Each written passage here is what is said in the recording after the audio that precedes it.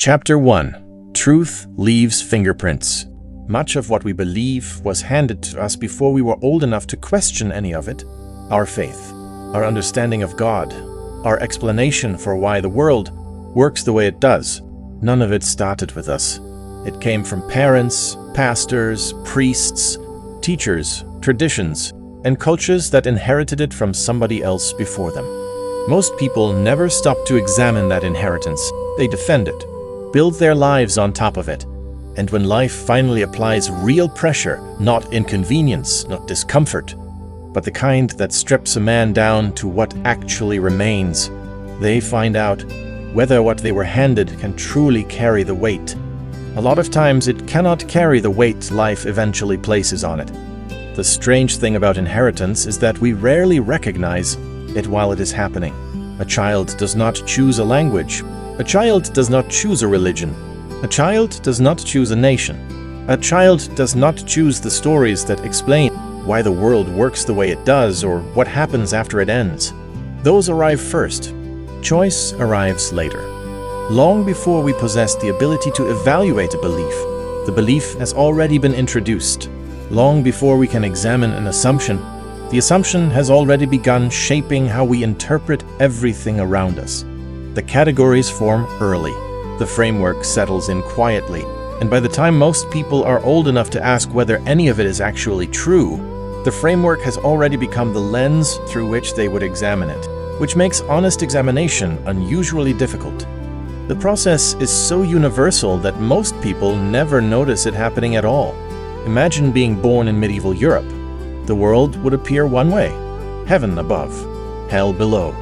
A church standing between the two with the authority to determine which direction you were heading. The afterlife would feel as real and immediate as the harvest. The local priest would carry more authority over daily life than almost any other figure in the village. And the entire arrangement would feel not like a system someone constructed, but like the natural order of things. Because everyone around you experienced it the same way.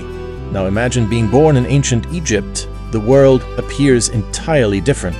The pharaoh is not merely a ruler, but a living god, the mediator between the human world and the divine one. The Nile is not simply a river, but the pulse of existence itself. Its annual flooding, the difference between life and death. Maat, divine order, balance.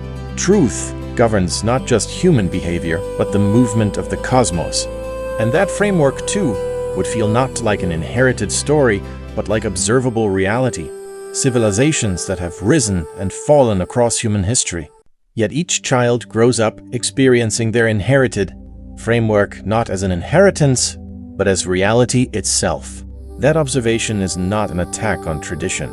It is not an argument that all beliefs are equally false or that the search for truth is hopeless.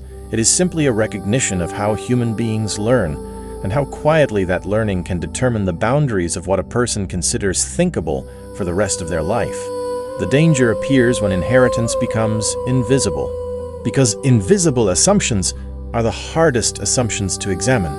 A person can spend decades defending ideas they never consciously chose, fighting over them, building entire identities around them, sometimes dying for them, without ever stopping long enough to ask a question so simple it almost feels offensive. Would I believe this if I had been born somewhere else? That question is not a dismissal.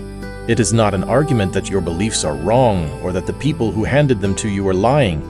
It is an invitation to examine something honestly. Because if a belief is genuinely true, it should be able to survive the question. Truth does not become less true under examination. Only inherited certainty does.